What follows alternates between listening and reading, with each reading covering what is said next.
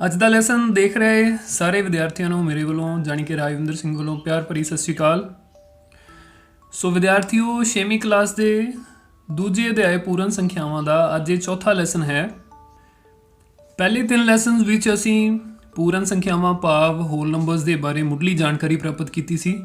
ਪੂਰਨ ਸੰਖਿਆਵਾਂ ਦੇ ਗੁਣਾਂ ਬਾਰੇ ਚਰਚਾ ਕੀਤੀ ਸੀ। ਉਸ ਤੋਂ ਬਾਅਦ ਅਭਿਆਸ 2.1 ਅਤੇ ਅਭਿਆਸ 2.2 ਦੇ ਆਪਾਂ ਸਵਾਲ ਸਮਝੇ ਸਨ, ਸਵਾਲਾਂ ਨੂੰ ਹੱਲ ਕੀਤਾ ਸੀ। ਠੀਕ ਹੈ ਵਿਦਿਆਰਥੀਓ, ਅੱਜ ਦੀ ਇਸ ਵੀਡੀਓ ਵਿੱਚ ਅੱਜ ਦੇ ਇਸ ਲੈਸਨ ਵਿੱਚ ਆਪਾਂ ਕੁਝ ਹੋਰ ਟਰਮਸ ਨੂੰ ਜਾਣਾਂਗੇ ਤੇ ਉਸ ਤੋਂ ਬਾਅਦ ਅਭਿਆਸ 2.3 ਦੇ ਸਵਾਲ ਜਿਹੜੇ ਸਮਝਾਂਗੇ ਅਤੇ ਉਹਨਾਂ ਨੂੰ ਹੱਲ ਕਰਾਂਗੇ। ਸੋ ਵਿਦਿਆਰਥੀਓ, ਤੁਸੀਂ ਆਪਣੀ ਨੋਟਬੁੱਕ ਤੇ ਪੈਨ ਕੋਲ ਲੈ ਕੇ ਨਾਲ ਲੈ ਕੇ ਬੈਠਣਾ ਹੈ ਤਾਂ ਕਿ ਜ਼ਰੂਰੀ ਚੀਜ਼ਾਂ ਨੂੰ ਤੁਸੀਂ ਆਪਣੀ ਕਾਪੀ ਤੇ ਨੋਟ ਕਰ ਸਕੋ ਅਤੇ ਆਉਣ ਵਾਲੇ ਸਮੇਂ ਲਈ ਸਾਂਭ ਕੇ ਰੱਖ ਸਕੋ। ठीक है विद्यार्थियों, तो अज असी शुरू करते हैं। सब तो पहली टर्म जिहड़ी साडे कोल है तत्समक अंश, जोड़ात्मक तत्समक या जोड़ दे लई तत्समक अंश, जिन्हों आइडेंटिटी एलीमेंट भी असी बोलते हैं या एडिटिव आइडेंटिटी भी कहते हैं। ठीक है विद्यार्थियों, तो आओ इस दे बारे असी जानते हैं। तत्समक अंश जोड़ अते गुणा दे लई, पहला असी जोड़ दे लई करांगे। पूर्ण संख्यावां दा संग्रह प्राकृतिक संख्यावां दे संग्रह तो किवें वख है? केवल पूर्ण संख्यावां दे संग्रह विच जीरो दे होण दे कारण। ठीक है ना विद्यार्थियों, पूर्ण संख्यावां जिहड़ियां ने वो प्राकृतिक संख्यावां तो किवें अलग ने, किवें वख ने? क्योंकि पूर्ण संख्यावां दे विच जीरो दी प्रेजेंस है। पूर्ण संख्यावां दे विच सिफर भी आउंदा है जो कि प्राकृतिक संख्यावां दे विच नहीं आउंदा। इस संख्या सिफर दी जोड़ विच विशेष भूमिका है। इस दा असी अंदाज़ा लगावांगे। हेठां दित्ती सारणी तुहाडी सहायता करेगी। तुसी सारणी देख सकते हो बच्चों। 7 जमा सिफर बराबर 7, 5 जमा सिफर बराबर 5, 0 जमा 15 बराबर 15, सिफर जमा 26 बराबर 26। सो विद्यार्थियों, इन्हां उदाहरणों तो तुसी की अंदाज़ा लगा सकते हो? असी देखिया कि 7 दे विच जदों असी 0 नूं जोड़िया, सिफर नूं जोड़िया तां साडे कोल उत्तर 7 ही प्राप्त होया। 5 विच 0 नूं जोड़िया तां साडे कोल उत्तर जिहड़ा 5 ही प्राप्त होया। इसे तरह अगर 0 विच 15 जां 0 विच 26 नूं असी जोड़िया तां साडे कोल उत्तर 15 अते 26 क्रमवार प्राप्त हुंदा है। ठीक है, सो जदों तुसी किसी पूर्ण संख्या विच सिफर भाव 0 जोड़ते हो तो की नतीजा प्राप्त होता है? ये उही पूर्ण संख्या ही रह जाती है। ठीक है ना, 7 दे विच जदों असी 0 नूं जोड़िया, सिफर नूं जोड़िया तो साडे कोल 7 ही उत्तर दे विच बचिया। 0 दे विच जदों असी 15 जोड़न की कोशिश की साडे कोल 15 ही जिहड़ा सी उत्तर दे विच साडे कोल बाकी बचिया। ठीक है, इसे कारण 0 नूं पूर्ण संख्यावां दे जोड़ दे लई तत्समक अंश भाव आइडेंटिटी एलीमेंट कहा जाता है, जां 0 नूं पूर्ण संख्यावां दे लई जोड़ात्मक तत्समक एडिटिव आइडेंटिटी भी कहते हैं।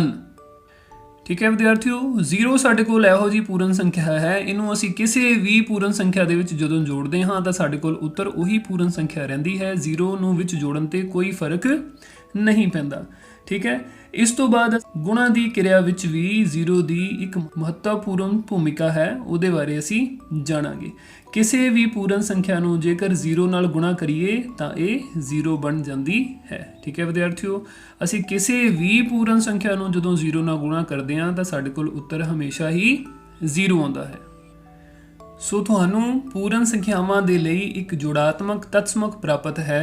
किसी पूर्ण संख्या विच 0 जोड़न नाल जां 0 भाव सिफर विच पूर्ण संख्या जोड़न नाल उही पूर्ण संख्या प्राप्त हुंदी है। ठीक है विद्यार्थियों, अजिही ही स्थिति पूर्ण संख्यावां दे लई गुणात्मक तत्समक भाव मल्टीप्लीकेशन आइडेंटिटी दी है, जिन्हों असीं मल्टीप्लीकेटिव आइडेंटिटी भी बोलते हैं। ठीक है, हेठां दित्ती सारणी नूं आपां देखांगे।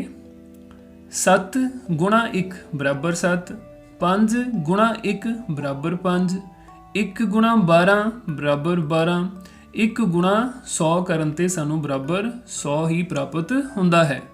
ਸੋ ਵਿਦਿਆਰਥੀਓ, ਪਿਛਲੇ ਕੇਸ ਵਿੱਚ ਅਸੀਂ ਦੇਖਿਆ ਸੀ ਕਿ 0 ਨੂੰ ਕਿਸੇ ਵੀ ਪੂਰਨ ਸੰਖਿਆ ਵਿੱਚ ਜੋੜੀਏ ਤਾਂ ਉਹੀ ਪੂਰਨ ਸੰਖਿਆ ਸਾਡੇ ਕੋਲ ਉੱਤਰ ਦੇ ਵਿੱਚ ਰਹਿੰਦੀ ਹੈ। ਹੁਣ ਅਸੀਂ ਦੇਖਿਆ ਕਿ ਕਿਸੇ ਵੀ ਪੂਰਨ ਸੰਖਿਆ ਨੂੰ 1 ਨਾਲ ਗੁਣਾ ਕਰ ਦਿਓ ਜਾਂ 1 ਨੂੰ ਕਿਸੇ ਵੀ ਪੂਰਨ ਸੰਖਿਆ ਦੇ ਨਾਲ ਗੁਣਾ ਕਰ ਦਿਓ, ਸਾਡਾ ਜਿਹੜਾ ਉੱਤਰ ਹੈ ਉਹ ਉਹੀ ਪੂਰਨ ਸੰਖਿਆ ਰਹਿੰਦਾ ਹੈ। ਠੀਕ ਹੈ, ਤੁਸੀਂ ਠੀਕ ਸੋਚ ਰਹੇ ਹੋ। ਪੂਰਨ ਸੰਖਿਆਵਾਂ ਦੇ ਗੁਣਨ ਦੇ ਲਈ ਇੱਕ ਤਤਸਮਕ ਅੰਸ਼ ਜਾਂ ਤਤਸਮਕ ਹੈ। ਦੂਸਰੇ ਸ਼ਬਦਾਂ ਵਿੱਚ ਪੂਰਨ ਸੰਖਿਆਵਾਂ ਦੇ ਲਈ ਇੱਕ ਗੁਣਾਤਮਕ ਤਤਸਮਕ ਹੈ। ਠੀਕ ਹੈ ਵਿਦਿਆਰਥੀਓ, ਅਸੀਂ ਦੋ ਚੀਜ਼ਾਂ ਸਿੱਖੀਆਂ ਨੇ ਕਿ ਪੂਰਨ ਸੰਖਿਆਵਾਂ ਦੇ ਲਈ ਜਿਹੜਾ 0 ਹੈ, 0 ਹੈ, ਉਹ ਜੋੜਾਤਮਕ ਤਤਸਮਕ ਹੈ, ਔਰ ਪੂਰਨ ਸੰਖਿਆਵਾਂ ਦੇ ਲਈ ਇੱਕ ਜਿਹੜੀ ਸੰਖਿਆ ਹੈ ਉਹ ਗੁਣਾਤਮਕ ਤਤਸਮਕ ਹੈ। ਕਿਸੇ ਵੀ ਸੰਖਿਆ ਦੇ ਵਿੱਚ 0 ਜੋੜ ਦਈਏ ਤਾਂ ਉਹੀ ਸੰਖਿਆ ਸਾਨੂੰ ਮਿਲਦੀ ਹੈ। ਕਿਸੇ ਵੀ ਸੰਖਿਆ ਨੂੰ ਅਸੀਂ ਅਗਰ 1 ਦੇ ਨਾਲ ਗੁਣਾ ਕਰ ਦਈਏ ਤਾਂ ਵੀ ਸਾਡੇ ਕੋਲ ਉੱਤਰ ਉਹੀ ਸੰਖਿਆ ਰਹਿੰਦੀ ਹੈ। ਇਸ ਤੋਂ ਬਾਅਦ ਆਓ ਵਿਦਿਆਰਥੀਓ, ਹੁਣ ਅਸੀਂ ਅਭਿਆਸ 2.3 ਦੇ ਸਵਾਲ ਇੱਕ ਇੱਕ ਕਰਕੇ ਹੱਲ ਕਰਾਂਗੇ ਤੇ ਉਹਨਾਂ ਨੂੰ ਸਮਝਣ ਦਾ ਯਤਨ ਕਰਾਂਗੇ। ਸਭ ਤੋਂ ਪਹਿਲਾ ਸਵਾਲ ਤੁਸੀਂ ਸਕਰੀਨ ਤੇ ਦੇਖ ਸਕਦੇ ਹੋ। ਹੇਠਾਂ ਲਿਖਿਆਂ ਵਿੱਚੋਂ ਕਿਸ ਨਾਲ 0 ਨਿਰੂਪਿਤ ਨਹੀਂ ਹੋਵੇਗਾ? A 1 ਜਮਾ 0, B 0 ਗੁਣਾ 0 ਭਾਵ 0 ਗੁਣਾ 0, C 0 ਵਟਾ 2, D 10 ਘਟਾਓ 10 ਵਟਾ 2। ਸੋ ਪਿਆਰੇ ਬੱਚਿਓ, ਸਾਨੂੰ ਇਹ 4 ਆਪਸ਼ਨ ਜਿਹੜੀਆਂ A B C D ਦਿੱਤੀਆਂ ਨੇ। ਆਪਾਂ ਇਹਨਾਂ ਵਿੱਚੋਂ ਦੇਖਣਾ ਕਿਹੜੀ ਸੰਖਿਆ ਜਿਹੜੀ ਹੈ 0 ਦੇ ਸਮਾਨ ਨਹੀਂ ਹੈ। ਠੀਕ ਹੈ, ਤਾਂ ਸਭ ਤੋਂ ਪਹਿਲਾਂ ਆਪਾਂ A ਭਾਗ ਦੀ ਗੱਲ ਕਰਦੇ ਹਾਂ। A ਸਾਡੇ ਕੋਲ ਹੈ 1 ਜਮਾ 0। ਠੀਕ ਹੈ, ਤੇ ਆਪਾਂ ਹੁਣੇ ਗੱਲ ਕਰਕੇ ਆਏ ਹਾਂ ਕਿ 0 ਨੂੰ ਕਿਸੇ ਵੀ ਪੂਰਨ ਸੰਖਿਆ ਦੇ ਵਿੱਚ ਅਗਰ ਅਸੀਂ ਜੋੜੀਏ ਤਾਂ ਸਾਡੇ ਕੋਲ ਉਹੀ ਪੂਰਨ ਸੰਖਿਆ ਉੱਤਰ ਦੇ ਵਿੱਚ ਰਹਿੰਦੀ ਹੈ। ਠੀਕ ਹੈ, ਇਸ ਤੋਂ ਬਾਅਦ ਅਸੀਂ ਗੱਲ ਕਰਦੇ ਹਾਂ B ਪਾਰਟ ਦੀ। 0 ਨੂੰ ਜੇਕਰ ਅਸੀਂ 0 ਨਾਲ ਗੁਣਾ ਕਰਾਂਗੇ ਤਾਂ ਸਾਡੇ ਕੋਲ ਉੱਤਰ 0 ਹੀ ਰਹੇਗਾ। ਪਿਆਰੇ ਬੱਚਿਓ, 0 ਸਾਡੇ ਕੋਲ ਇਹੋ ਜਿਹੀ ਪੂਰਨ ਸੰਖਿਆ ਹੈ ਕਿ ਅਸੀਂ 0 ਨੂੰ ਕਿਸੇ ਵੀ ਪੂਰਨ ਸੰਖਿਆ ਦੇ ਨਾਲ ਜੇ ਗੁਣਾ ਕਰਾਂਗੇ ਤਾਂ ਸਾਡੇ ਕੋਲ ਉੱਤਰ 0 ਹੀ ਆਉਂਦਾ ਹੈ। ਤਾਂ 0 ਨੂੰ ਅਗਰ 0 ਨਾਲ ਗੁਣਾ ਕਰਦੇ ਤਾਂ ਵੀ ਸਾਡੇ ਕੋਲ ਉੱਤਰ 0 ਹੀ ਰਹੇਗਾ। ਇਸ ਤੋਂ ਬਾਅਦ C ਆਪਸ਼ਨ ਜਿਹੜੀ ਸਾਡੇ ਕੋਲ ਹੈ, C ਵਿਕਲਪ ਹੈ 0 ਵਟਾ 2। ਇਹਦੀ ਕੀਮਤ ਵੀ ਸਾਡੇ ਕੋਲ 0 ਹੀ ਹੁੰਦੀ ਹੈ। ਜਦੋਂ ਸਾਡੇ ਕੋਲ ਕਿਸੇ ਵੀ ਵਟੇ ਵਾਲੀ ਸੰਖਿਆ ਦੇ ਵਿੱਚ ਅੰਸ਼ ਦੇ ਵਿੱਚ 0 ਆਉਂਦਾ ਹੈ ਤਾਂ ਉਸ ਦੀ ਕੁੱਲ ਸੰਖਿਆ ਸਾਡੇ ਕੋਲ 0 ਹੁੰਦੀ ਹੈ। ਠੀਕ ਹੈ, ਇਸ ਤੋਂ ਬਾਅਦ D ਆਪਸ਼ਨ ਸਾਡੇ ਕੋਲ ਹੈ 10 ਘਟਾਓ 10 ਵਟਾ 2। तो 10 ਦੇ ਵਿੱਚੋਂ ਜਦੋਂ ਅਸੀਂ 10 ਮਾਈਨਸ ਕਰਾਂਗੇ ਤਾਂ ਇਹ ਸਾਡੇ ਕੋਲ 0 ਆਏਗਾ, 0 ਵਟਾ 2 ਹੋ ਜਾਏਗਾ ਤੇ ਉੱਤਰ ਸਾਡੇ ਕੋਲ ਫਿਰ 0 ਬਣ ਜਾਏਗਾ। ਠੀਕ ਹੈ, ਤਾਂ ਵਿਦਿਆਰਥੀਓ ਆਪਾਂ ਦੇਖਿਆ ਕਿ ਚਾਰੇ ਆਪਸ਼ਨਸ ਦੇ ਵਿੱਚੋਂ ਜਿਹੜਾ ਪਹਿਲਾ ਸਾਡੇ ਕੋਲ A ਭਾਗ ਹੈ ਉਹ 0 ਨਿਰੂਪਿਤ ਨਹੀਂ ਹੋਵੇਗਾ, ਭਾਵ ਕਿ ਇਸ ਦਾ ਰੂਪ ਜਿਹੜਾ ਹੈ ਉਹ 0 ਨਹੀਂ ਹੈ, ਉਹ ਸਾਡੇ ਕੋਲ 1 ਦੇ ਸਮਾਨ ਹੈ। ਬਾਕੀ B, C ਤੇ D ਦੇ ਵਿੱਚ ਜੋ ਸਾਨੂੰ ਦਿੱਤੇ ਗਏ ਸਨ ਨੰਬਰ, ਸੰਖਿਆਵਾਂ ਦਿੱਤੀਆਂ ਗਈਆਂ ਸਨ, ਉਹ 0 ਦੇ ਸਮਾਨ ਭਾਵ 0 ਦੇ ਸਮਾਨ ਹਨ। ਤਾਂ ਇਸ ਸਵਾਲ ਦਾ ਜਿਹੜਾ ਉੱਤਰ ਹੈ ਸਾਡਾ ਉਹ ਭਾਗ A ਰਹੇਗਾ। ਇਸ ਤੋਂ ਬਾਅਦ ਦੂਜਾ ਸਵਾਲ ਸਾਡੇ ਕੋਲ ਹੈ, ਜੇਕਰ ਦੋ ਪੂਰਨ ਸੰਖਿਆਵਾਂ ਦਾ ਗੁਣਨਫਲ 0 ਹੈ ਤਾਂ ਕੀ ਅਸੀਂ ਕਹਿ ਸਕਦੇ ਹਾਂ ਕਿ ਇਹਨਾਂ ਵਿੱਚੋਂ ਇੱਕ ਜਾਂ ਦੋਵੇਂ 0 ਹੋਣੇ ਚਾਹੀਦੇ ਹਨ? ਉਦਾਹਰਣ ਦੇ ਕੇ ਉੱਤਰ ਦਾ ਸਪਸ਼ਟੀਕਰਨ ਦਿਓ। ਵਿਦਿਆਰਥੀਓ, ਇਸ ਸਵਾਲ ਦੇ ਉੱਤਰ ਦੇ ਲਈ ਆਪਾਂ ਪਹਿਲਾਂ ਕੁਝ ਉਦਾਹਰਨਾਂ ਦੇਖਦੇ ਹਾਂ।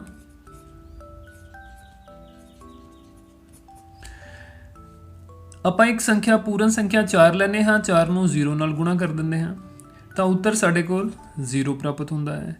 ਅਗਰ ਅਸੀਂ ਕੋਈ ਸੰਖਿਆ 12 ਲੈ ਲੈਂਦੇ ਹਾਂ ਪੂਰਨ ਸੰਖਿਆ, ਤਾਂ 12 ਨੂੰ 0 ਨਾਲ ਗੁਣਾ ਕਰਨ ਤੇ ਫਿਰ ਸਾਡੇ ਕੋਲ ਉੱਤਰ ਜਿਹੜਾ 0 ਬਣ ਜਾਂਦਾ ਹੈ, 0 ਬਣ ਜਾਂਦਾ ਹੈ।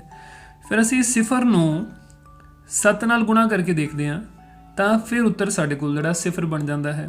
ਠੀਕ ਹੈ, ਅਸੀਂ 0 ਨੂੰ ਕਿਸੇ ਹੋਰ ਸੰਖਿਆ ਦੇ ਨਾਲ ਗੁਣਾ ਕਰਕੇ ਦੇਖਦੇ ਹਾਂ, 100 ਨਾਲ ਗੁਣਾ ਕਰਕੇ ਦੇਖਦੇ ਹਾਂ, ਉੱਤਰ ਸਾਡੇ ਕੋਲ ਫਿਰ 0 ਬਣ ਜਾਂਦਾ ਹੈ। ਜੇਕਰ ਅਸੀਂ 0 ਨੂੰ 0 ਨਾਲ ਗੁਣਾ ਕਰਦੇ ਹਾਂ ਤਾਂ ਫਿਰ ਸਾਡੇ ਕੋਲ ਉੱਤਰ 0 ਬਣ ਜਾਂਦਾ ਹੈ। ਪਰ ਅਗਰ ਅਸੀਂ 0 ਤੋਂ ਇਲਾਵਾ ਕੋਈ ਹੋਰ ਦੋ ਨੰਬਰ ਲੈ ਲੈਂਦੇ ਹਾਂ, ਜਿਵੇਂ ਇੱਕ ਪੂਰਨ ਸੰਖਿਆ 4 ਤੇ ਦੂਜੀ ਪੂਰਨ ਸੰਖਿਆ 7 ਲੈ ਲੈਂਦੇ ਹਾਂ ਤਾਂ ਇਹ ਸਾਡੇ ਕੋਲ 7 ਚੌਕ 28 ਬਣ ਜਾਂਦਾ ਹੈ। ਠੀਕ ਹੈ, ਤਾਂ ਇਸੇ ਢੰਗ ਦੇ ਨਾਲ ਜੇ 5 ਅਤੇ 6 ਆਪਾਂ ਦੋ ਸੰਖਿਆਵਾਂ ਪੂਰਨ ਲੈ ਲੈਂਦੇ ਹਾਂ ਤਾਂ 5 ਛਿਕਾ 30, ਇਹ ਸਾਡੇ ਕੋਲ 30 ਬਣ ਜਾਂਦਾ ਹੈ। ਤਾਂ ਇਹ ਸਾਰੇ ਜੋੜਿਆਂ ਦੇ ਵਿੱਚ ਜੇਕਰ ਅਸੀਂ ਧਿਆਨ ਦੇ ਨਾਲ ਦੇਖੀਏ ਤਾਂ ਜਿਹੜੇ ਪੂਰਨ ਸੰਖਿਆਵਾਂ ਦੀ ਗੁਣਾ ਸਾਡੇ ਕੋਲ 0 ਦੇ ਬਰਾਬਰ ਹੈ, ਉਹ ਸਾਰਿਆਂ ਦੇ ਵਿੱਚ या तो दोनों के विचों एक संख्या सिफर है या फिर दोनों संख्यावां ही सिफर हैं। ठीक है, जदों असी सिफर तो इलावा दो पूर्ण संख्यावां लैंदे हाँ तो उन्होंने दोनों की गुणा जिहड़ी वो सिफर के बराबर नहीं है। 4 नूं 7 ना कीता ते 28 आ गया, 5 नूं 6 ना कीता ते 30 आ गया। इसी तरह तुसी होर बहुत सारिया उदाहरणा लैके देख सकते हो। 0 तो इलावा सिफर तो इलावा जो दो पूर्ण संख्यावां लओगे तो उन्हों का जिहड़ा गुणनफल है वो साडे कोल सिफर नहीं प्राप्त होएगा। पर जदों दोनों के विचों एक संख्या साडे कोल सिफर होएगी गुणा करने वाली संख्यावां दे विचों, तो साडे कोल उत्तर हमेशा ही सिफर बनेगा। तो इस सवाल का जिहड़ा आंसर है वो साडे कोल है कि हाँ, जेकर दो पूर्ण संख्यावां का गुणनफल सिफर है तो असी कह सकते हाँ कि इन्हां विचों एक या दोवें सिफर होने चाहिए हैं। ठीक है, तो इसका उत्तर साडे कोल हाँ होगा। उस तो बाद असी तीजा सवाल देखते हाँ। जेकर दो पूर्ण संख्यावां का गुणनफल एक है तो की असी कह सकते हाँ कि इन्हां विचों एक ਜਾਂ ਦੋਵੇਂ ਹੀ ਇੱਕ ਦੇ ਬਰਾਬਰ ਹੋਣੇ ਚਾਹੀਦੇ ਹਨ। ਉਦਾਹਰਣ ਦੇ ਕੇ ਆਪਣੇ ਉੱਤਰ ਦੀ ਪੁਸ਼ਟੀ ਕਰੋ। ਠੀਕ ਹੈ, तो ਇਹਦੇ ਵਿੱਚ ਵੀ ਅਸੀਂ ਕੁਝ ਉਦਾਹਰਨਾਂ ਜਿਹੜੀਆਂ ਉਹ ਪਹਿਲਾਂ ਸਭ ਤੋਂ ਲਵਾਂਗੇ। ਠੀਕ ਹੈ, ਅਗਰ ਅਸੀਂ 1 ਨੂੰ 4 ਨਾਲ ਗੁਣਾ ਕਰਦੇ ਹਾਂ ਤਾਂ ਸਾਡੇ ਕੋਲ 4 ਪ੍ਰਾਪਤ ਹੁੰਦਾ ਹੈ। ਅਗਰ ਅਸੀਂ 5 ਨੂੰ 1 ਨਾਲ ਗੁਣਾ ਕਰਦੇ ਹਾਂ ਤਾਂ ਸਾਡੇ ਕੋਲ 5 ਪ੍ਰਾਪਤ ਹੁੰਦਾ ਹੈ। ਜੇਕਰ ਅਸੀਂ 1 ਨੂੰ 10 ਨਾਲ ਗੁਣਾ ਕਰਦੇ ਹਾਂ ਤਾਂ ਸਾਡੇ ਕੋਲ 10 ਪ੍ਰਾਪਤ ਹੁੰਦਾ ਹੈ। और जेकर असी 20 ਨੂੰ 1 ਨਾਲ ਗੁਣਾ ਕਰਦੇ ਹਾਂ ਤਾਂ ਸਾਡੇ ਕੋਲ 20 ਪ੍ਰਾਪਤ ਹੁੰਦਾ ਹੈ। ਪਰ ਜੇਕਰ ਅਸੀਂ 1 ਨੂੰ 1 ਨਾਲ ਗੁਣਾ ਕਰਦੇ ਹਾਂ ਤਾਂ ਇਹ ਸਾਡੇ ਕੋਲ 1 ਪ੍ਰਾਪਤ ਹੁੰਦਾ ਹੈ। ਠੀਕ ਹੈ, तो ਇਸੇ ਤਰ੍ਹਾਂ ਅਸੀਂ ਹੋਰ ਐਗਜ਼ਾਮਪਲ 1 ਨੂੰ 0 ਨਾਲ ਗੁਣਾ ਕਰਕੇ ਦੇਖ ਲੈਂਦੇ ਹਾਂ, ਫਿਰ ਵੀ ਸਾਡੇ ਕੋਲ ਜਿਹੜਾ ਉੱਤਰ ਉਹ 0 ਆ ਜਾਏਗਾ। ਸੋ ਅਸੀਂ ਦੇਖਿਆ ਕਿ ਇਦਾਂ ਨਹੀਂ ਹੈ ਕਿ ਜਦੋਂ ਦੋ ਸੰਖਿਆਵਾਂ ਦੋ ਪੂਰਨ ਸੰਖਿਆਵਾਂ ਦੀ ਗੁਣਾ 1 ਹੋਏਗੀ ਤਾਂ ਉਸ ਵੇਲੇ ਦੋਨੋਂ ਪੂਰਨ ਸੰਖਿਆਵਾਂ 1 ਹੀ ਹੋਣੀਆਂ ਚਾਹੀਦੀਆਂ ਹਨ। 1 ਨੂੰ 1 ਨਾਲ ਗੁਣਾ ਕਰਾਂਗੇ ਤਾਂ ਹੀ ਸਾਡੇ ਕੋਲ ਉੱਤਰ ਜਿਹੜਾ 1 ਬਣਦਾ ਹੈ। ਅਗਰ ਅਸੀਂ 1 ਨੂੰ ਕਿਸੇ ਵੀ ਹੋਰ ਸੰਖਿਆ ਦੇ ਨਾਲ ਗੁਣਾ ਕਰਦੇ ਹਾਂ ਤਾਂ ਸਾਡੇ ਕੋਲ ਉੱਤਰ ਉਹੀ ਸੰਖਿਆ ਆਉਂਦੀ ਹੈ। ਇਹ ਚੀਜ਼ ਆਪਾਂ ਪਹਿਲਾਂ ਸਿੱਖ ਕੇ ਵੀ ਆਏ ਹਾਂ ਪੂਰਨ ਸੰਖਿਆਵਾਂ ਦੇ ਗੁਣਾਤਮਕ ਤਤਸਮਕ ਦੇ ਵਿੱਚ ਕਿ ਇੱਕ ਇਹੋ ਜੀ ਸੰਖਿਆ ਹੈ, ਇਹਨੂੰ ਅਸੀਂ ਗੁਣਾਤਮਕ ਤਤਸਮਕ ਕਹਿੰਦੇ ਹਾਂ ਪੂਰਨ ਸੰਖਿਆਵਾਂ ਦਾ, ਜੋ ਕਿਸੇ ਵੀ ਸੰਖਿਆ ਦੇ ਨਾਲ ਜਦੋਂ ਗੁਣਾ ਹੁੰਦੀ ਹੈ ਤਾਂ ਉਹੀ ਪੂਰਨ ਸੰਖਿਆ ਸਾਡੇ ਕੋਲ ਉੱਤਰ ਦੇ ਵਿੱਚ ਪ੍ਰਾਪਤ ਹੁੰਦੀ ਹੈ। ਸੋ 1 ਨੂੰ ਜਦੋਂ ਅਸੀਂ 1 ਨਾਲ ਗੁਣਾ ਕਰਾਂਗੇ ਤਾਂ ਹੀ ਸਾਡੇ ਕੋਲ ਜਿਹੜਾ 1 ਮਿਲੇਗਾ। 1 ਨੂੰ ਅਸੀਂ ਕਿਸੇ ਹੋਰ ਸੰਖਿਆ ਦੇ ਨਾਲ ਗੁਣਾ ਕਰਾਂਗੇ ਤਾਂ ਉਹੀ ਸੰਖਿਆ ਸਾਡੇ ਕੋਲ ਉੱਤਰ ਦੇ ਵਿੱਚ ਮਿਲੇਗੀ। तो ਇਸ ਸਵਾਲ ਦਾ ਆਨਸਰ ਸਾਡੇ ਕੋਲ ਹੈ ਨਹੀਂ।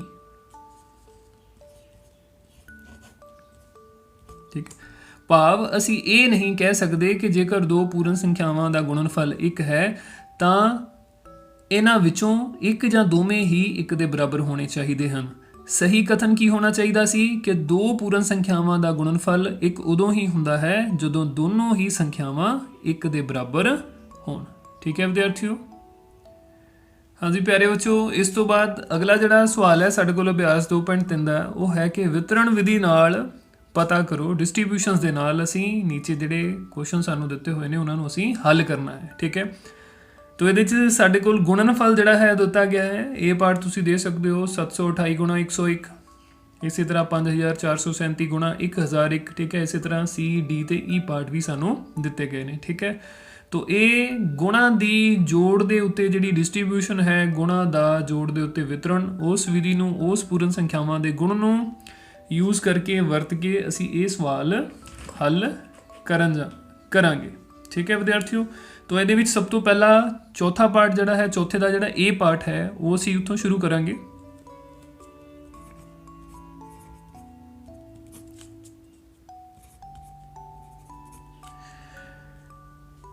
ये साडे कोल है 728 गुणा 101, 728 गुणा 101। ठीक है विद्यार्थियों, तो ये आपां सब तो पहला की करांगे, ਜਿਹੜਾ 100 ਹੈ ਇਹਨੂੰ ਅਸੀਂ 101 ਹੈ ਇਹਨੂੰ ਅਸੀਂ ਬ੍ਰੇਕ ਕਰ ਲਵਾਂਗੇ, ਤੋੜ ਲਵਾਂਗੇ। ਇਹ ਸਾਡੇ ਕੋਲ 728 ਗੁਣਾ 100 ਜਮਾ 1 ਬਣ ਜਾਏਗਾ। ਠੀਕ ਹੈ, तो ਹੁਣ ਅਸੀਂ ਕੀ ਕਰਨਾ ਹੈ, ਪਹਿਲਾਂ 728 ਨੂੰ ਅਸੀਂ 100 ਦੇ ਨਾਲ ਗੁਣਾ ਕਰਾਂਗੇ, ਫਿਰ ਅਸੀਂ 728 ਨੂੰ 1 ਦੇ ਨਾਲ ਗੁਣਾ ਕਰਾਂਗੇ। ਜੋ ਸਾਡੇ ਕੋਲ ਦੋ ਉੱਤਰ ਪ੍ਰਾਪਤ ਹੋਣਗੇ ਉਹਨਾਂ ਨੂੰ ਅਸੀਂ ਆਪਸ ਦੇ ਵਿੱਚ ਜੋੜ ਦੇਵਾਂਗੇ। ਠੀਕ ਹੈ, तो ਪਹਿਲਾਂ ਅਸੀਂ ਇਹਨੂੰ ਲਿਖ ਲੈਂਦੇ ਹਾਂ 728 ਗੁਣਾ 100 ਜਮਾ 728 ਗੁਣਾ 1। ठीक है, तो 728 ਨੂੰ ਜਦੋਂ 100 ਦੇ ਨਾਲ ਗੁਣਾ ਕਰਦੇ ਆ ਤਾਂ ਇਹ ਸਾਡੇ ਕੋਲ 72800 ਬਣ ਜਾਏਗਾ। और 728 ਨੂੰ ਜਦੋਂ ਅਸੀਂ 1 ਨਾਲ ਗੁਣਾ ਕਰਾਂਗੇ ਤਾਂ ਇਹ ਸਾਡੇ ਕੋਲ 728 ਹੀ ਬਚੇਗਾ। ਠੀਕ ਹੈ, ਹੁਣ ਅਸੀਂ ਇਹਨਾਂ ਨੂੰ ਜੋੜ ਲਵਾਂਗੇ। 72800 ਨੂੰ ਅਸੀਂ 728 ਦੇ ਨਾਲ ਜਦੋਂ ਜੋੜਦੇ ਹਾਂ ਤਾਂ ਇਹ ਸਾਡੇ ਕੋਲ 8 2 8 ਤੇ 7 15 ਇੱਕ ਹਾਸਲ ਆਏਗਾ ਤੇ 2 1 3 ਤੇ 7 73528 बन जाएगा। ठीक है, तो 728 गुणा 101 बराबर 73528 ये साडे कोल इस सवाल का उत्तर है। ठीक है जी, इसी तरह असी इहदा बी पार्ट जिहड़ा वो तुसी अपने आप हल कर सकते हो। साडे कोल 5437 गुणा 1001 है, तो 1001 नूं तुसी तोड़ के 1000 जमा 1 लिख सकते हो। उस तो बाद गुणा दा जोड़ दे उत्ते वितरण जिहड़ा गुण है पूर्ण संख्यावां दा बिल्कुल इसे ढंग दे नाल ਉਹਨੂੰ ਵਰਤ ਕੇ ਤਾਂ ਉਸ ਸਵਾਲ ਨੂੰ ਬਹੁਤ ਸੌਖਿਆਂ ਹੀ ਕੈਲਕੂਲੇਸ਼ਨ ਨੂੰ ਈਜ਼ੀ ਕਰਦੇ ਹੋਏ ਇਹਨੂੰ ਹੱਲ ਕਰ ਸਕਦੇ ਹੋ। ਠੀਕ ਹੈ ਵਿਦਿਆਰਥੀਓ, ਇਸ ਤੋਂ ਬਾਅਦ ਸੀ ਪਾਰਟ ਵੀ ਤੁਸੀਂ ਕਰਨਾ ਹੈ, ਈ ਪਾਰਟ ਵੀ ਤੁਸੀਂ ਕਰਨਾ ਹੈ, ਡੀ ਪਾਰਟ ਜਿਹੜਾ ਉਹ ਤੁਹਾਨੂੰ ਮੈਂ ਇੱਥੇ ਹੁਣ ਕਰਾਵਾਂਗਾ। ਠੀਕ, तो ਇਹਦਾ ਹੀ ਡੀ ਪਾਰਟ ਜਿਹੜਾ ਸਾਡੇ ਕੋਲ ਹੈ ਉਹ ਹੈ 4275 ਗੁਣਾ 125 4275 ਗੁਣਾ 125। तो इस बार असी की करना है 100 ਨੂੰ ਅਸੀਂ ਤੋੜਾਂਗੇ 3 ਸੰਖਿਆਵਾਂ ਦੇ ਵਿੱਚ ਗੁਣਾ, ਹਾਂਜੀ 125 ਨੂੰ ਤੋੜਾਂਗੇ 3 ਸੰਖਿਆਵਾਂ ਦੇ ਵਿੱਚ। ਸਭ ਤੋਂ ਪਹਿਲਾਂ 100 ਜਮਾ 25। ठीक है, तो अगली बार असी की करना है 25 ਨੂੰ ਵੀ ਤੋੜ ਦੇਣਾ ਹੈ, ਇਹਨੂੰ ਅਸੀਂ 20 ਜਮਾ 5 ਕਰ ਲਵਾਂਗੇ।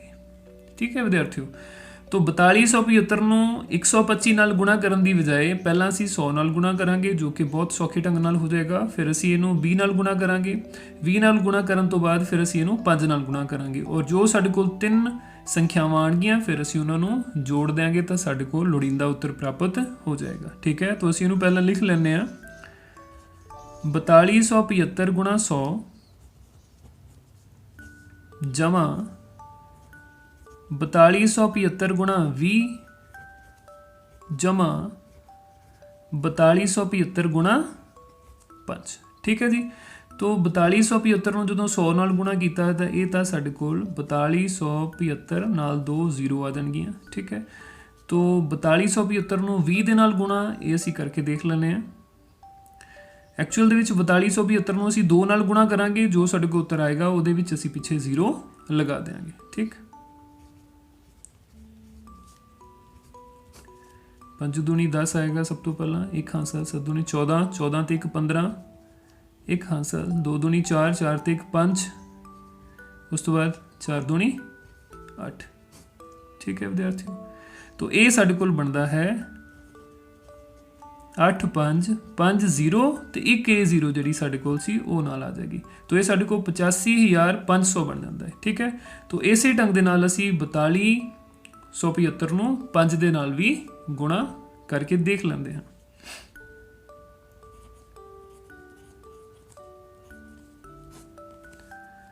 5 5 25 आएगा साढ़े को, 2 हांसल 7 5 35 ते 2 37, 3 हांसल 5 दूनी 10 ते 3 13, 1 हांसल और 5 का 20 ते 1 21। ठीक है, तो ये साढ़े को 21,375 जो है वो बन जाता है। हुण असीं ये तीनों संख्यावां नूं जोड़ के लोड़ींदा उत्तर जो है वो प्राप्त कर लवांगे। सो विद्यार्थियों, इन्हां संख्यावां दा जोड़ करन ते साडे कोल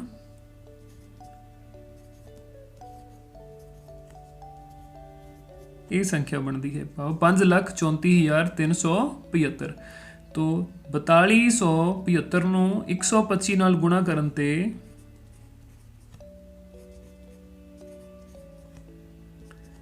साढ़े कोल उत्तर 5,34,375 जो है वो प्राप्त हुंदा है।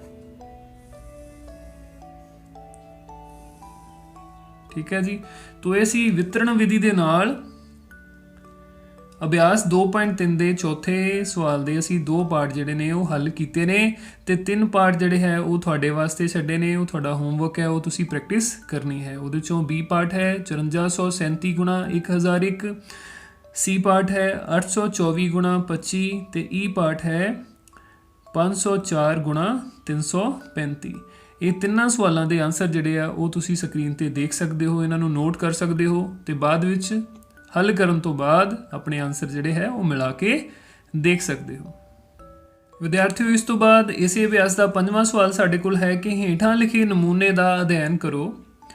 1 ਗੁਣਾ 8 ਜਮਾ 1 ਬਰਾਬਰ 9, 12 ਗੁਣਾ 8 ਜਮਾ 2 ਬਰਾਬਰ 98, 123 ਗੁਣਾ 8 ਜਮਾ 3 ਬਰਾਬਰ 987, 1234 ਗੁਣਾ 8 ਜਮਾ 4 ਬਰਾਬਰ 9876, 12345 ਗੁਣਾ 8 ਜਮਾ 5 ਬਰਾਬਰ 98765।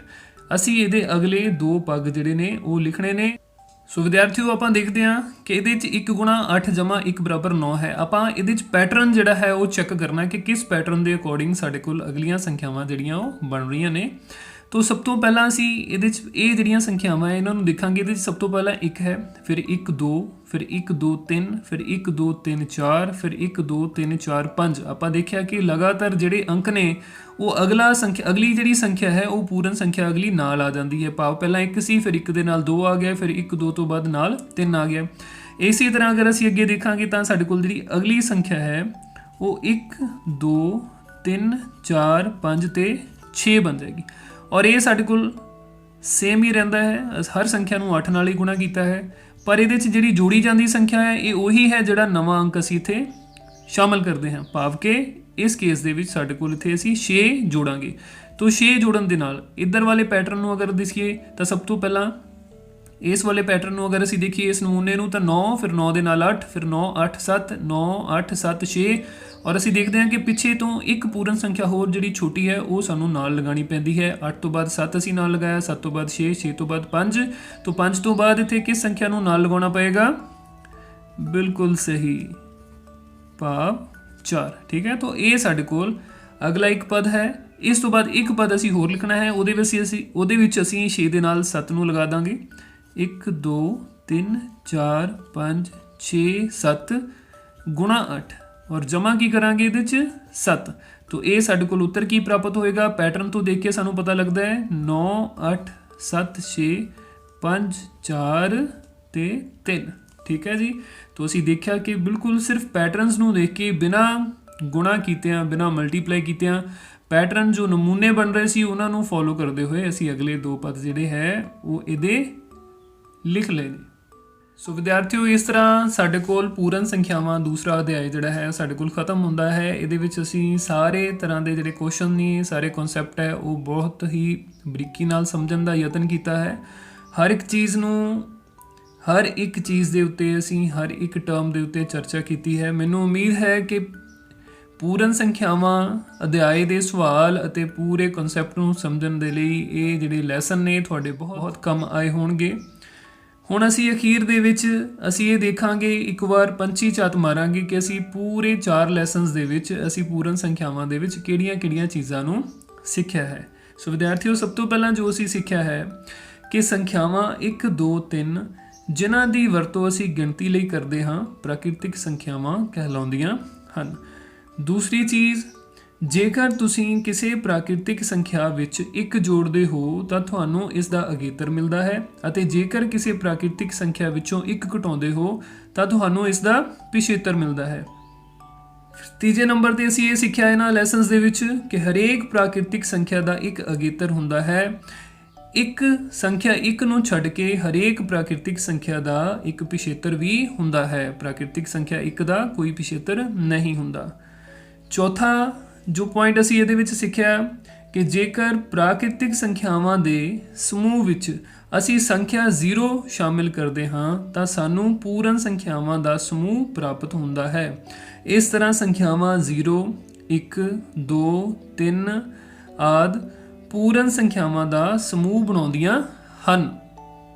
इस तो बाद 5वें नंबर ते जो असी पूर्ण संख्यावां अध्याय दे विच सिक्खिया है कि हरेक पूर्ण संख्या का एक अगेतर हुंदा है ਜ਼ੀਰੋ ਨੂੰ ਛੱਡ ਕੇ ਹਰੇਕ ਪੂਰਨ ਸੰਖਿਆ ਦਾ ਇੱਕ ਪਿਛੇਤਰ ਹੁੰਦਾ ਹੈ। ਜ਼ੀਰੋ ਸਭ ਤੋਂ ਛੋਟੀ ਪੂਰਨ ਸੰਖਿਆ ਹੁੰਦੀ ਹੈ, ਇਸ ਦਾ ਕੋਈ ਪਿਛੇਤਰ ਨਹੀਂ ਹੁੰਦਾ। ਬਾਕੀ ਸਾਰੀਆਂ ਸੰਖਿਆਵਾਂ ਦਾ, ਸਾਰੀਆਂ ਪੂਰਨ ਸੰਖਿਆਵਾਂ ਦਾ ਕੋਈ ਨਾ ਕੋਈ ਪਿਛੇਤਰ ਹੁੰਦਾ ਹੈ। 6ਵੇਂ ਨੰਬਰ ਤੇ ਅਸੀਂ ਸਿੱਖਿਆ ਕਿ ਸਾਰੀਆਂ ਪ੍ਰਾਕ੍ਰਿਤਿਕ ਸੰਖਿਆਵਾਂ ਪੂਰਨ ਸੰਖਿਆਵਾਂ ਹੀ ਹਨ, ਲੇਕਿਨ ਸਾਰੀਆਂ ਪੂਰਨ ਸੰਖਿਆਵਾਂ ਪ੍ਰਾਕ੍ਰਿਤਿਕ ਸੰਖਿਆਵਾਂ ਨਹੀਂ ਹਨ, ਕਿਉਂਕਿ ਜ਼ੀਰੋ ਇਹੋ ਜਿਹੀ ਪੂਰਨ ਸੰਖਿਆ ਹੈ ਜੋ ਕਿ ਪ੍ਰਾਕ੍ਰਿਤਿਕ ਸੰਖਿਆ ਨਹੀਂ ਹੈ। ਜ਼ੀਰੋ ਤੋਂ ਇਲਾਵਾ ਬਾਕੀ ਸਾਰੀਆਂ ਪੂਰਨ ਸੰਖਿਆਵਾਂ ਪ੍ਰਾਕ੍ਰਿਤਿਕ ਸੰਖਿਆਵਾਂ ਹਨ। ਠੀਕ ਹੈ ਵਿਦਿਆਰਥੀਓ। ਇਸ ਤੋਂ ਬਾਅਦ 7ਵੇਂ ਨੰਬਰ ਤੇ ਅਸੀਂ ਸਿੱਖਿਆ ਸੀ, ਅਸੀਂ ਇੱਕ ਰੇਖਾ ਲੈਂਦੇ ਹਾਂ, ਇਸ ਉੱਪਰ ਇੱਕ ਬਿੰਦੂ ਅੰਕਿਤ ਕਰਦੇ ਹਾਂ ਜਿਸ ਨੂੰ ਜ਼ੀਰੋ ਲਿਖਿਆ ਜਾਂਦਾ ਹੈ। ਫਿਰ ਅਸੀਂ ਜ਼ੀਰੋ ਦੇ ਸੱਜੇ ਪਾਸੇ ਬਰਾਬਰ ਦੂਰੀ ਤੇ ਇੱਕ ਬਿੰਦੂ ਅੰਕਿਤ ਕਰਦੇ ਹਾਂ। ਇਹਨਾਂ ਨੂੰ ਕ੍ਰਮਵਾਰ 1 2 3 ਨਾਲ ਨਾਮਕਰਨ ਕਰਦੇ ਹਾਂ। ਇਸ ਤਰ੍ਹਾਂ ਸਾਨੂੰ ਇੱਕ ਸੰਖਿਆ ਰੇਖਾ ਪ੍ਰਾਪਤ ਹੁੰਦੀ ਹੈ ਜਿਸ ਉੱਤੇ ਪੂਰਨ ਸੰਖਿਆਵਾਂ ਨੂੰ ਦਰਸਾਇਆ ਜਾਂਦਾ ਹੈ। ਅਸੀਂ ਇਸ ਸੰਖਿਆ ਰੇਖਾ ਉੱਤੇ ਆਸਾਨੀ ਨਾਲ ਸੰਖਿਆਵਾਂ ਦਾ ਜੋੜ, ਘਟਾਓ, ਗੁਣਾ ਅਤੇ ਭਾਗ ਵਰਗੀਆਂ ਕਿਰਿਆਵਾਂ ਕਰਦੇ ਹਾਂ। ਠੀਕ ਹੈ ਵਿਦਿਆਰਥੀਓ, ਅਸੀਂ ਸਿੱਖਿਆ ਸੀ ਸੰਖਿਆ ਰੇਖਾ ਦੇ ਉੱਤੇ ਕਿਵੇਂ ਅਸੀਂ ਜੋੜ ਕਰਦੇ ਹੋਏ ਸੱਜੇ ਪਾਸੇ ਜਾਣਾ ਹੈ ਤੇ ਘਟਾਓ ਕਰਦੇ ਹੋਏ ਖੱਬੇ ਪਾਸੇ ਜਾਣਾ ਹੈ। ਠੀਕ ਹੈ। ਇਸ ਤੋਂ ਬਾਅਦ 8ਵੇਂ ਨੰਬਰ ਤੇ ਅਸੀਂ ਸਿੱਖਿਆ ਕਿ ਸੰਖਿਆ ਰੇਖਾ ਦੇ ਸੱਜੇ ਪਾਸੇ ਚੱਲਣ ਨਾਲ ਸੰਗਤ ਜੋੜਫਲ ਪ੍ਰਾਪਤ ਹੁੰਦਾ ਹੈ, ਜਦੋਂ ਕਿ ਖੱਬੇ ਪਾਸੇ ਚੱਲਣ ਨਾਲ ਸੰਗਤ ਘਟਾਓ ਪ੍ਰਾਪਤ ਹੁੰਦਾ ਹੈ। ਠੀਕ ਹੈ ਨਾ। ਅਸੀਂ ਸਿੱਖਿਆ ਸੀ ਕਿ ਜੋੜ ਵੇਲੇ ਅਸੀਂ ਸੰਖਿਆ ਦੇ ਖੱਬੇ ਪਾਸੇ ਨੂੰ ਕਦਮ ਦਰ ਕਦਮ ਚੱਲਣਾ ਹੁੰਦਾ ਹੈ, ਘਟਾਓ ਵੇਲੇ ਅਸੀਂ ਸੰਖਿਆ ਰੇਖਾ ਤੇ ਖੱਬੇ ਪਾਸੇ ਕਦਮ ਦਰ ਕਦਮ ਚੱਲਣਾ ਹੁੰਦਾ ਹੈ। ਸਿਫਰ ਤੋਂ ਸ਼ੁਰੂ ਕਰਕੇ ਸਮਾਨ ਦੂਰੀ ਦੇ ਕਦਮ ਨਾਲ ਗੁਣਾ ਪ੍ਰਾਪਤ ਹੁੰਦੀ ਹੈ। ਠੀਕ ਹੈ ਜੀ। 9ਵੇਂ ਨੰਬਰ ਤੇ ਅਸੀਂ ਇਸ ਅਧਿਆਇ ਦੇ ਵਿੱਚ ਸਿੱਖਿਆ ਕਿ ਦੋ ਪੂਰਨ ਸੰਖਿਆਵਾਂ ਦਾ ਜੋੜ ਹਮੇਸ਼ਾ ਇੱਕ ਪੂਰਨ ਸੰਖਿਆ ਹੀ ਹੁੰਦੀ ਹੈ। ਇਸ ਤਰ੍ਹਾਂ ਦੋ ਪੂਰਨ ਸੰਖਿਆਵਾਂ ਦਾ ਗੁਣਨਫਲ ਹਮੇਸ਼ਾ ਇੱਕ ਪੂਰਨ ਸੰਖਿਆ ਹੁੰਦਾ ਹੈ। ਇਸੇ ਤਰ੍ਹਾਂ ਦੋ ਪੂਰਨ ਸੰਖਿਆਵਾਂ ਦਾ ਗੁਣਨਫਲ ਹਮੇਸ਼ਾ ਇੱਕ ਪੂਰਨ ਸੰਖਿਆ ਹੁੰਦਾ ਹੈ। ਅਸੀਂ ਕਹਿੰਦੇ ਹਾਂ ਕਿ ਪੂਰਨ ਸੰਖਿਆਵਾਂ ਜੋੜ ਅਤੇ ਗੁਣਨਫਲ ਦੇ ਅੰਤਰਗਤ ਬੰਦ ਭਾਵ ਕਲੋਜ਼ਡ ਹਨ, ਜਦੋਂ ਕਿ ਪੂਰਨ ਸੰਖਿਆਵਾਂ ਘਟਾਓ ਅਤੇ ਭਾਗ ਦੇ ਅੰਤਰਗਤ ਬੰਦ ਭਾਵ ਕਲੋਜ਼ਡ ਨਹੀਂ ਹਨ। 10ਵੇਂ ਨੰਬਰ ਤੇ ਅਸੀਂ ਜੋ ਸਿੱਖਿਆ ਸੀ ਕਿ ਸਿਫਰ ਨਾਲ ਭਾਗ ਪਰਿਭਾਸ਼ਿਤ ਨਹੀਂ ਹੈ। ਅਸੀਂ ਦੇਖਿਆ ਸੀ ਕਿ ਅਸੀਂ ਕਿਸੇ ਵੀ ਪੂਰਨ ਸੰਖਿਆ ਨੂੰ ਸਿਫਰ ਦੇ ਨਾਲ ਭਾਗ ਨਹੀਂ ਕਰ ਸਕਦੇ। ਇਸ ਤੋਂ ਅੱਗੇ ਸਿਫਰ ਨੂੰ ਪੂਰਨ ਸੰਖਿਆਵਾਂ ਦੇ ਜੋੜ ਲਈ ਤਤਸਮਕ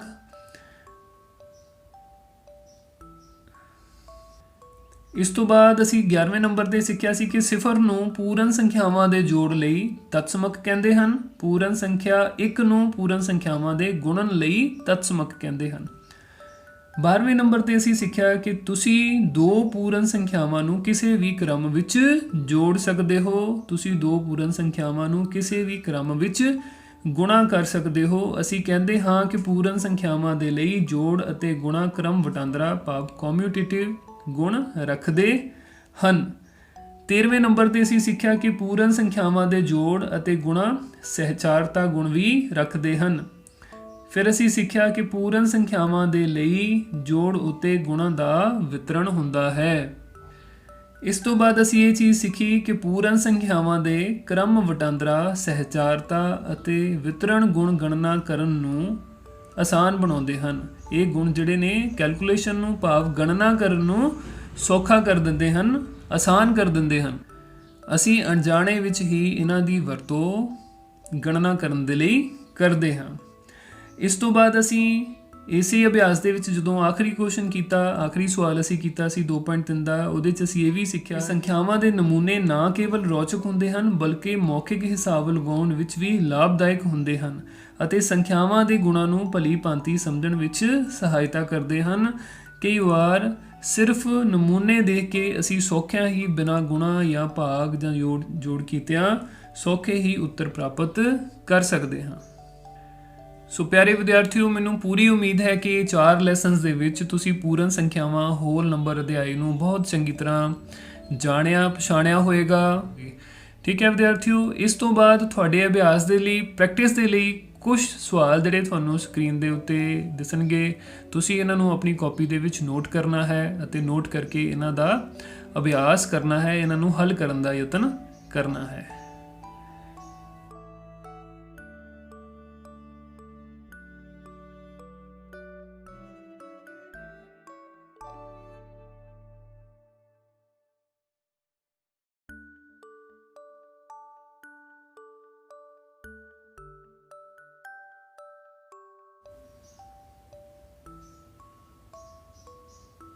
ਠੀਕ ਹੈ ਵਿਦਿਆਰਥੀਓ, ਇਸ ਤੋਂ ਬਾਅਦ ਹੁਣ ਮੈਂ ਤੁਹਾਡੇ ਤੋਂ ਇਜਾਜ਼ਤ ਲੈਂਦਾ ਹਾਂ। ਫਿਰ ਕਿਸੇ ਹੋਰ ਅਧਿਆਏ ਦੇ ਲੈਸਨ ਲੈ ਕੇ ਤੁਹਾਡੇ ਰੂਬਰੂ ਹਾਜ਼ਰ ਹੋਵਾਂਗੇ। ਉਦੋਂ ਤੱਕ ਸਤਿ ਸ਼੍ਰੀ ਅਕਾਲ।